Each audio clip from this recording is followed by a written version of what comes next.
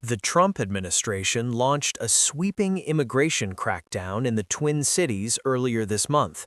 According to the Department of Homeland Security, the focus is on criminal illegal aliens who already have final deportation orders. Federal agents recently raided a luxury mansion in Los Angeles connected to a Somali-linked trafficking network. Authorities say the money involved runs into the billions of dollars. We are not going to tolerate these kinds of attacks on law and order by people who should not even be in this country. Every single alien must now be re-examined. ICE's Operation Metro Surge has already resulted in the arrest of more than 400 criminal illegal aliens within just a few weeks.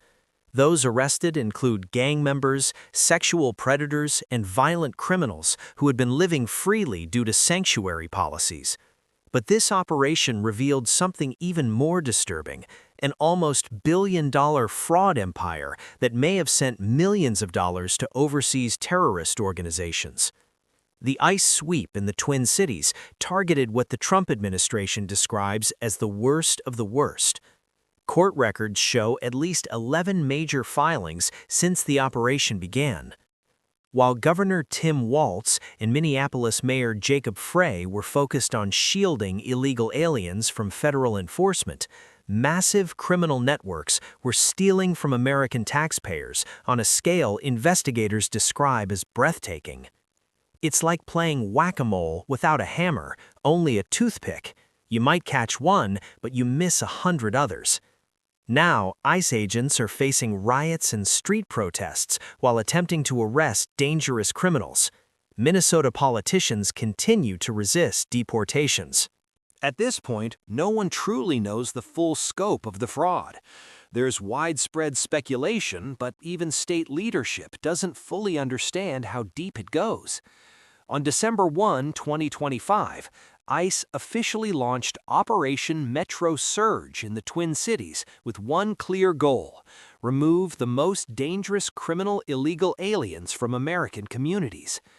ICE confirmed one suspect was wanted for illegal presence and had prior arrests for domestic violence and disorderly conduct.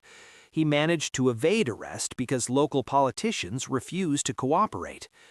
If local leaders actually did their job and protected the public, the federal government wouldn't have to step in to remove violent criminals.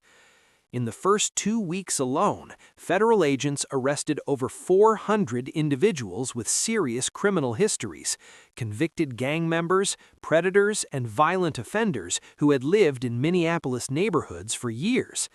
The Department of Homeland Security revealed that many of these criminals already had deportation orders, but were shielded by sanctuary policies. More than 100 specialized ICE officers were deployed nationwide to locate roughly 500 individuals with outstanding removal orders. Among those arrested was Abdul Qadir Sharif Abdi, a Somali national and former Gangster Disciples member who later joined the Vice Lords. His criminal record included fraud, stolen property, vehicle theft, and possession of stolen vehicles, yet he remained free due to non-cooperation with ICE. Another case involved Saho Osman Shadon, a Somali national convicted of sexual crimes against a minor aged 13 to 15. Despite serving his sentence, he was not deported and was allowed to remain in Minnesota. Mukhtar Muhammad Ali had convictions of assault, robbery, fraud, and larceny.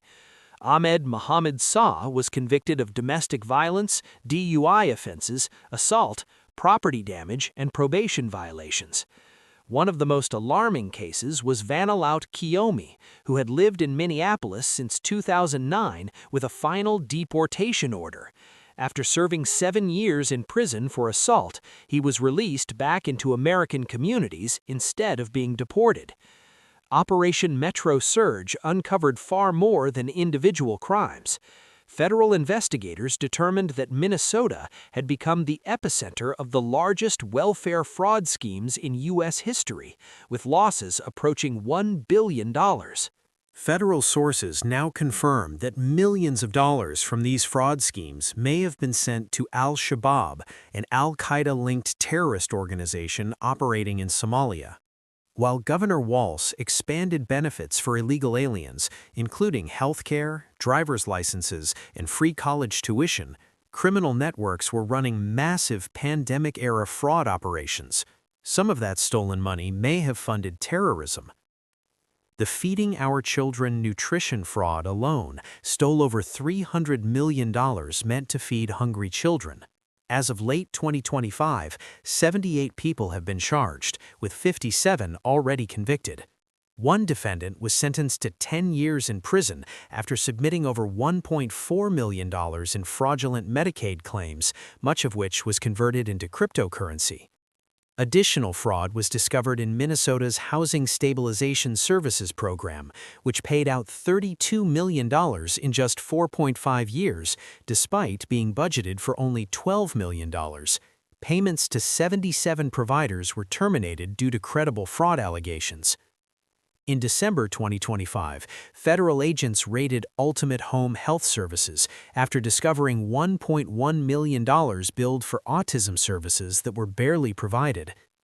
Minnesota's sanctuary policies played a major role in enabling both violent crime and massive fraud. Governor Walz, Mayor Jacob Frey, and Attorney General Keith Ellison created a system that prioritized illegal aliens over public safety. In February 2025, Ellison issued a legal opinion warning law enforcement agencies that cooperating with ICE could result in lawsuits. Minneapolis also enacted ordinances preventing police from assisting federal immigration enforcement. As a result, the Department of Justice filed a lawsuit against Minnesota officials, accusing them of interfering with federal immigration law and endangering Americans. As the operation continued, ICE agents faced violent resistance from protesters attempting to block arrests. Audio recordings reveal ICE supervisors calling for emergency assistance while facing dozens of agitators. Activist groups openly admitted to training civilians, including teachers and nurses, to obstruct federal agents. ICE reported assaults against agents increased by more than 1,100%. Operation Metro Surge demonstrates what critics of sanctuary policies have long argued: refusing to enforce immigration law makes communities more dangerous. The Trump administration insists it is putting Americans first and restoring law and order. Officials say the data proves it. Share your thoughts in the comments. Subscribe for more in-depth coverage the mainstream media won't show you.